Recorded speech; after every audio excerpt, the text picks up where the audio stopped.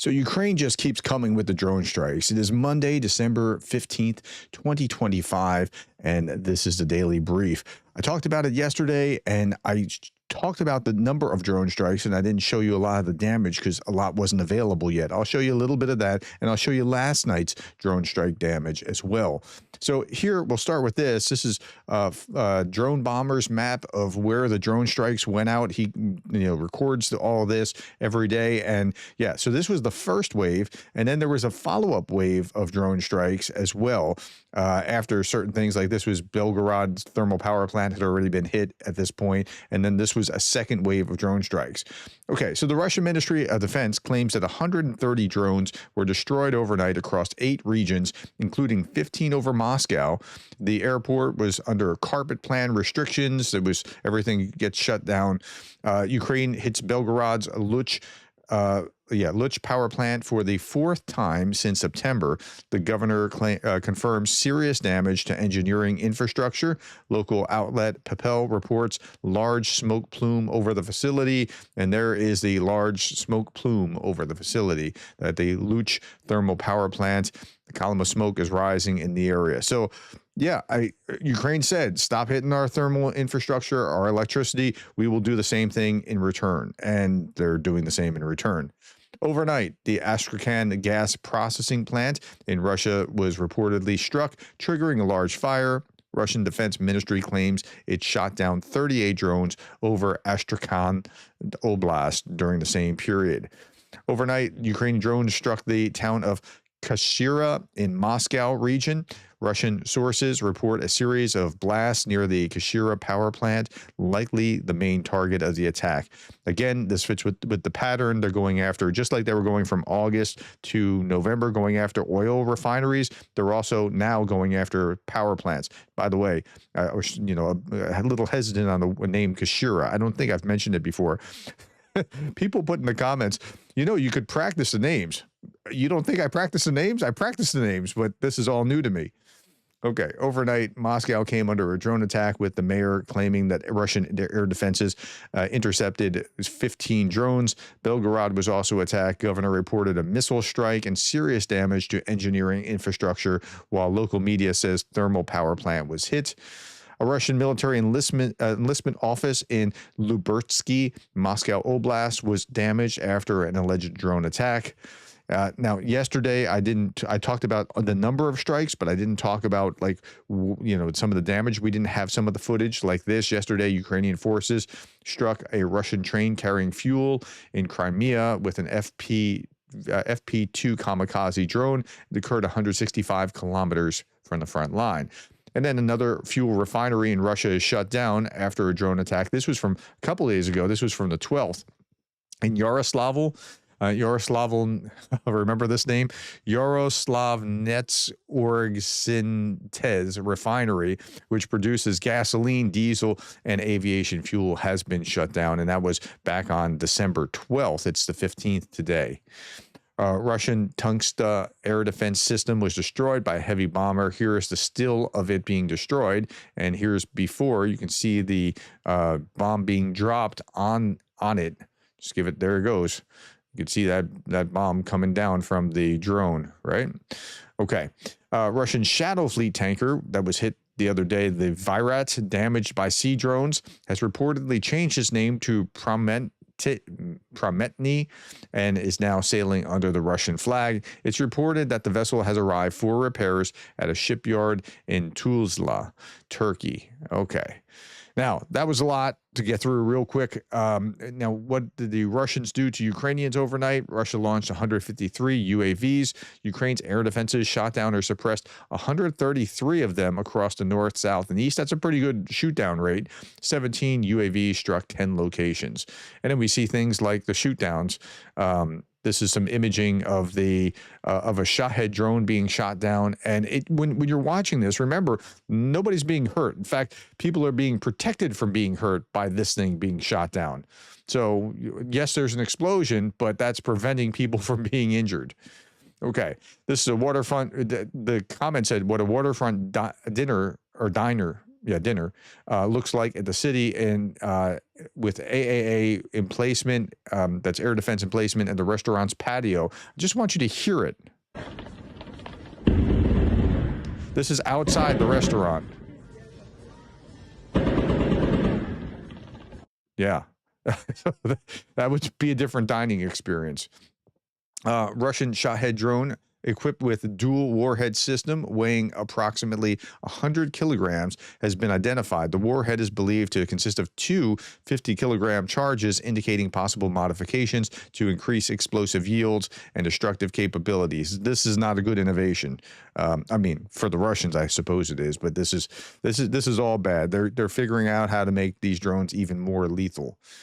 Russia spent over $109 million in a single night on December 12th to 13th. That was their big strike of like 493, I think, drones and missiles attacking the Odessa region. Particularly, according to Ukraine's Southern Defense Forces, the attack included 16 caliber cruise and 5 Iskander-K and 5 Iskander-M. But you look at the price of this: $32 million plus $10 million plus $15 million plus $40 million plus $16 million. Like total cost was $109.2 million, not including logistics and launch platforms. You could have built hospitals or schools, but this is the way that Russia is. They want to do this and bring the Ruski Mir to Ukraine. Okay, overnight, 980 Russians off the battlefield, almost close to the average for the year. 2 tanks, 10 armored fighting vehicles, 64 artillery systems. But look at the vehicles and fuel tanks: 207 vehicles and fuel tanks. I can't remember when I've seen it into the 200s before. I'm sure it's been, well, I'm not sure it's been. I think it's probably been, but 207. Wow. Okay, Pokrovsk direction, 42 assaults. So Pokrovsk is about where Pokrovsk would be.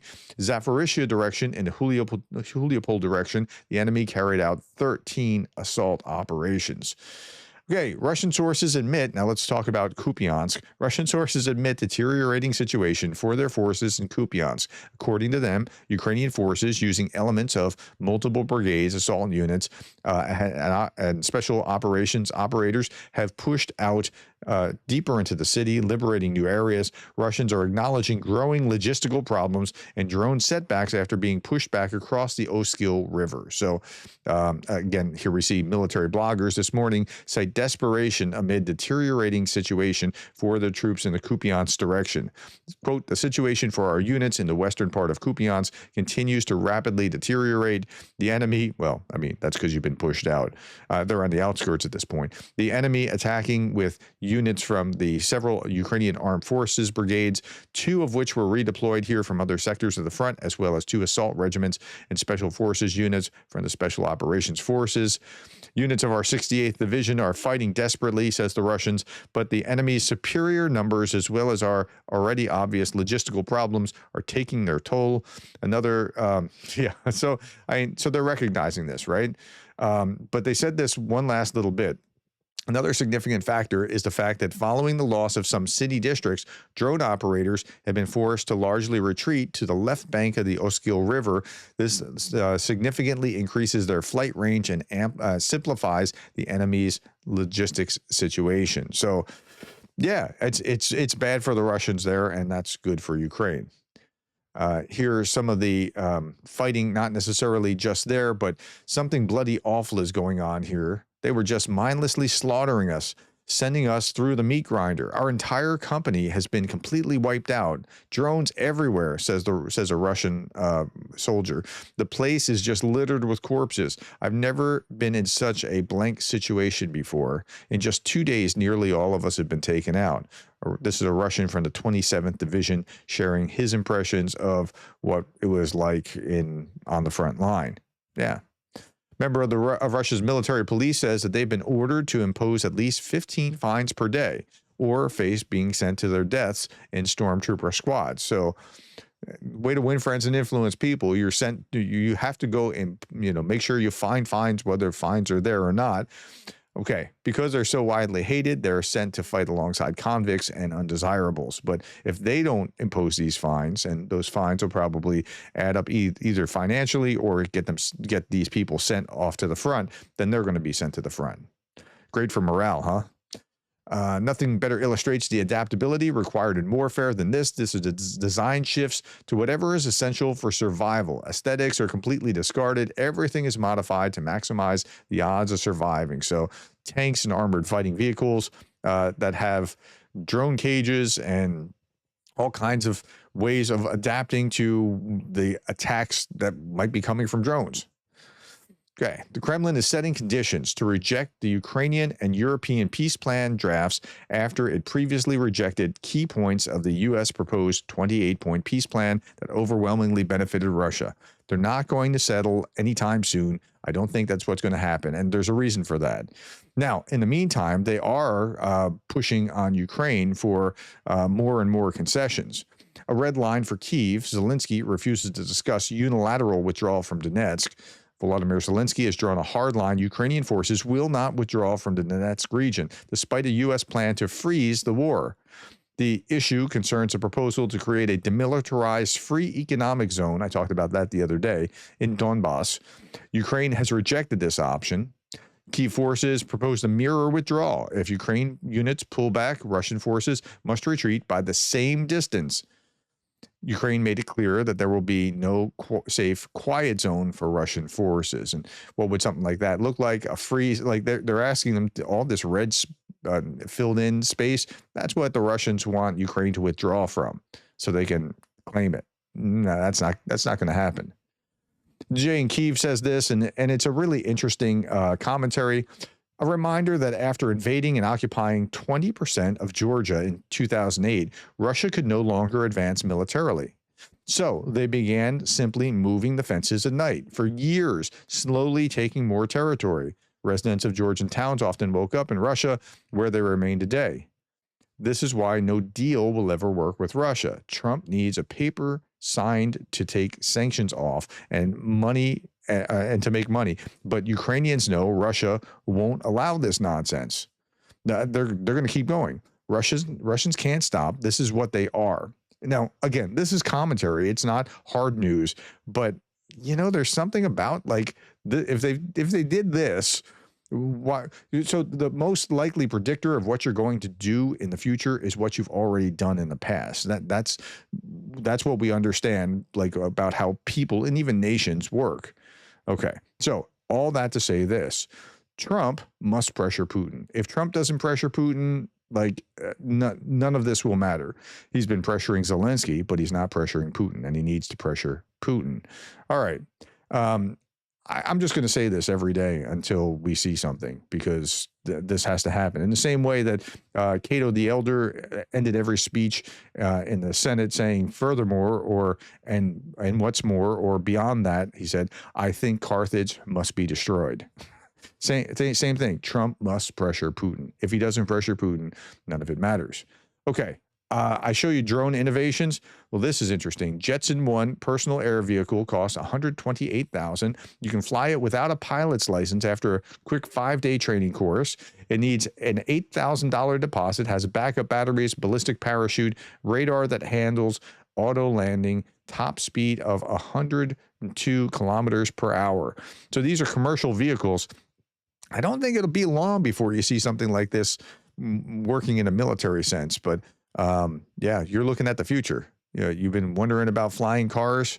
Self-driving cars are going to be a thing of the past when these come. Anyway, good morning from Ukraine. And finally, I'll leave you with this from Darth Putin. It's Monday. You might hate your job, but at least you're not a Russian general about to tell Putin that you lost a city you claim to have captured 4 times. All right, my friends. Thank you for the time, the likes, the shares, and the subscribes. And thank you for being the kind of person who cares about Ukraine.